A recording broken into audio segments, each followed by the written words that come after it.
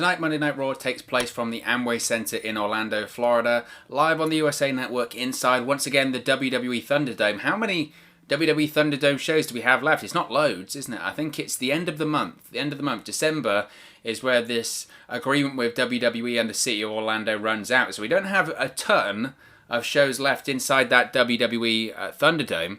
But what we do have tonight on Monday Night Raw, we have a few things that have already been announced. We're going to go through a couple of things that have already been announced for tonight's show on Monday Night Raw. One being a Moment of Bliss with host Alexa Bliss tonight. A segment for a Moment of Bliss has been already announced. The special guest tonight will be none other than the former WWE Champion himself, the Scottish psychopath, easy for me to say, Drew McIntyre. Now, Drew McIntyre will be on to continue his storyline with WWE Champion Randy Orton, but also Bray Wyatt himself, the Fiend, because it looks to be like there is certainly a triangle of people going after that WWE Championship that now sits on the shoulder of the Viper Randy Orton. Now, WWE has noted in their official Raw preview on WWE.com that the Fiend will use the segment also to deliver his own message to Drew McIntyre on behalf of Alexa Bliss. So there are certainly a lot of moving parts when it comes to the WWE Championship picture on Monday Night Raw right now. Now, last week on the Firefly Funhouse, we saw Alexa Bliss slowly morphing. We've seen Alexa Bliss slowly morphing and being under the spell of the Fiend ever since August. Ever since the Fiend locked on the mandible claw to Alexa Bliss, ever since then, Alexa Bliss has been slowly changing. Very, very slowly, inch by inch, she has been changing, but we saw one of the most radical changes to Alexa Bliss last week because we have seen Alexa Bliss slowly becoming the Fiend. Alexa Bliss is becoming the Fiendess, if that's actually a word, because last week we saw a new look, a new version of Alexa Bliss, because just as in the same way that Bray Wyatt has Firefly Funhouse, sweater-wearing Mr. Rogers version of Bray Wyatt, he also has the Fiend. He has two versions of the personality, but it looks like Alexa Bliss is going to have the same, because last week she debuted a new look on the Firefly Funhouse and on Monday Night Raw. Alexa Bliss was wearing contact lenses, very similar to the Fiend, so she has those Fiend eyes now. And this started off on the episode of the Firefly Funhouse. Bray Wyatt has his hurt and heel gloves that he wears, and he used the heel glove, he put it over the face of Alexa Bliss like that, and then once he lifted, we had Alexa Bliss wearing the contact lenses, and then she was spitting out this sort of red, I don't know what they're going to call it, WWE won't call it blood, even though it was meant to signify blood. It looked like she had the contact lenses in, and she had blood coming out of her mouth. It was certainly a very sinister and evil-looking version of Alexa Bliss on Monday Night Raw.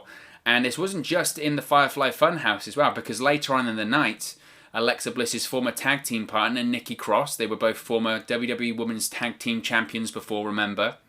She finds Alexa Bliss backstage. She goes up to her and says, "Oh, Lexi, I've been looking for you for ages. You're not returning my calls. You've changed. I see you hanging around with Bray Wyatt and the Fiend now. What's going on? You've been corrupted.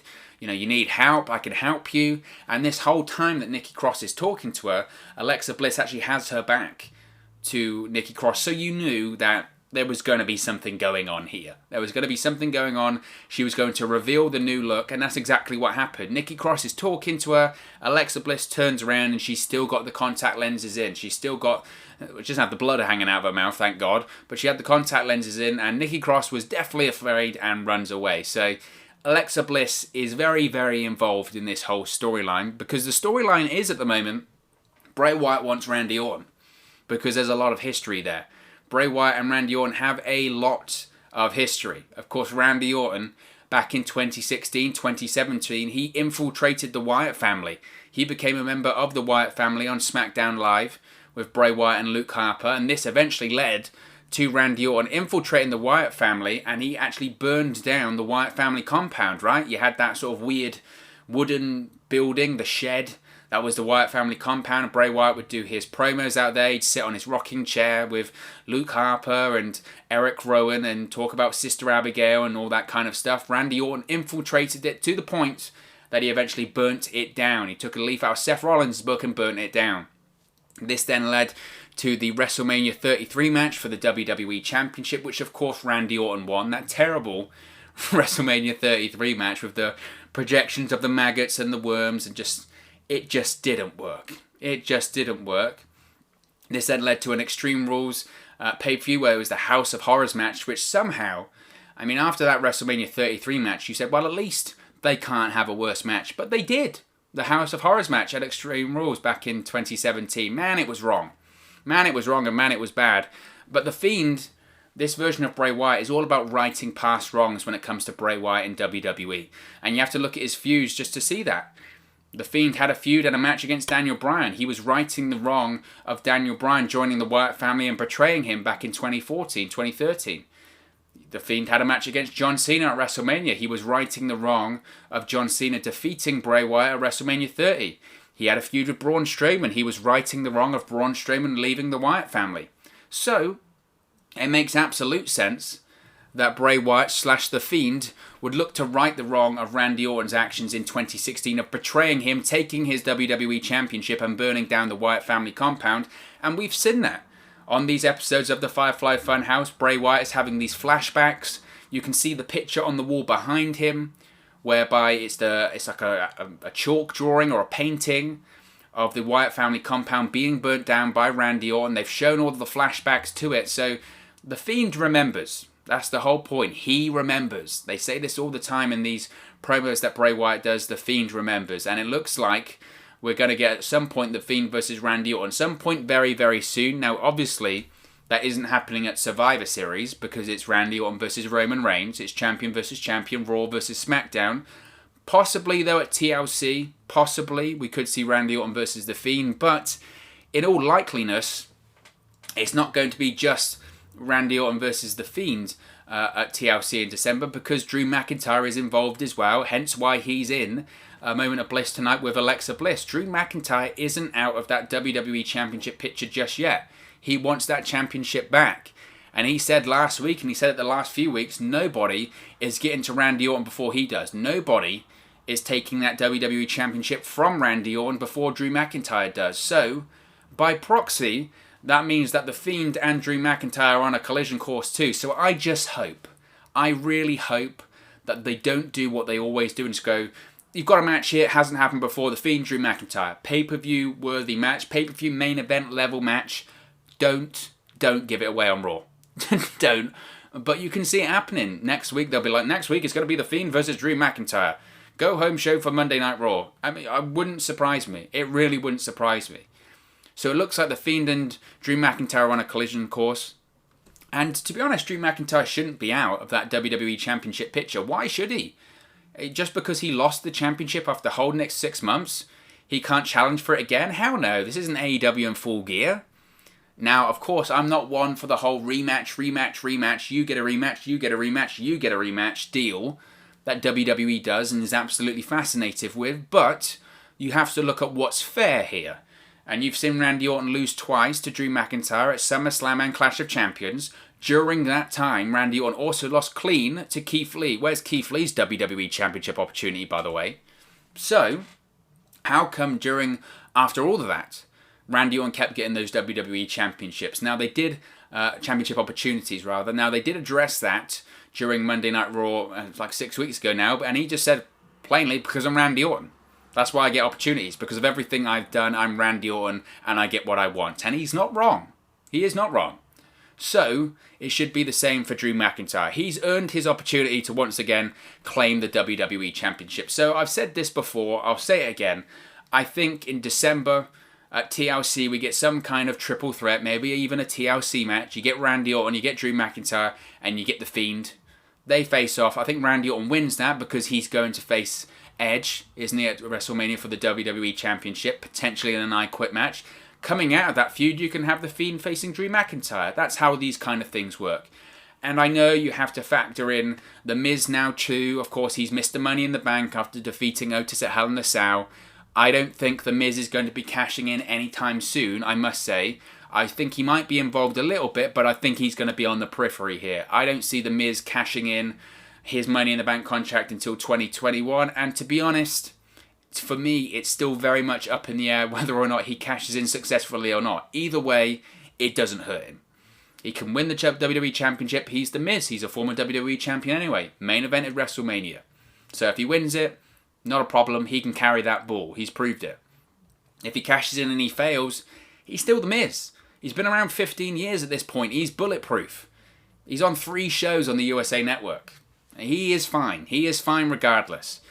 And I think what's interesting is because you've got Randy Orton, because you've got The Fiend, because you've got Drew McIntyre and The Miz on the periphery, the WWE Championship picture right now is pretty stacked, and that's good. It's very good. I like a little bit of chaos. Good chaos. Not Retribution 100 camera cuts chaos, but I like chaos. And I like that there's multiple people going after Randy Orton. It's interesting. It's not the linear 1v1, same thing over and over again. You have fresh matchups, fresh dynamics going in. I like the idea of The Fiend facing Drew McIntyre. I think that's very interesting.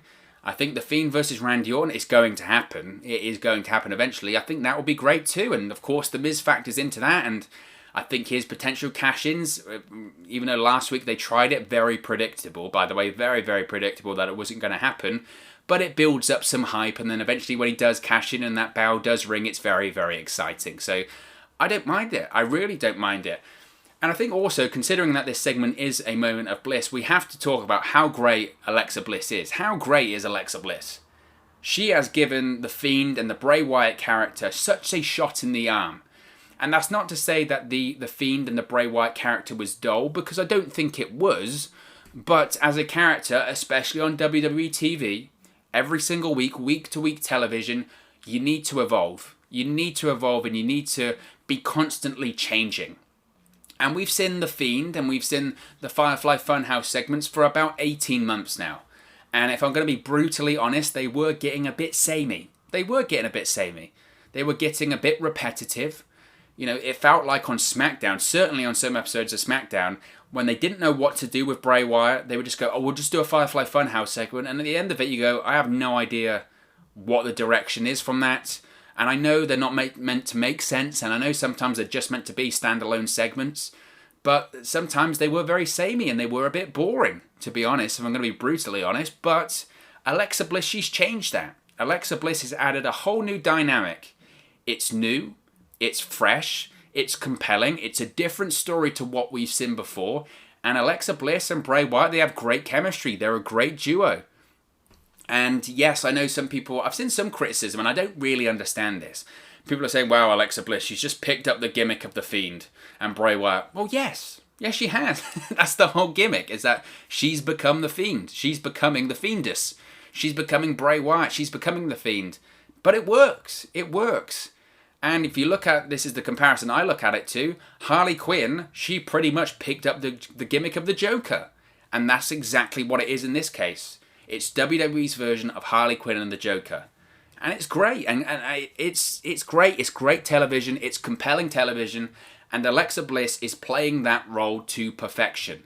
It had a whole new dynamic, a whole new layer to the Bray Wyatt and the Fiend character. Because you have to think, what's more scary and psychotic than having this guy who is out of his mind and he's got a split personality and you can't really figure out who you're talking to or who's who at any period of time. And he plays these weird mind games, and 1 minute he's jolly and the other he's completely sinister and scary. What's scarier than all of that? Now there's 2 of them. There's not just one, now there's 2. How can you face both of them? Not only does he have the psychological advantage in the mind games, but now they also have the numbers advantage because there's 2 of them. And is Drew McIntyre, he's not going to claim or Alexa Bliss, is he? Randy Orton might RKO her, I don't put that past him.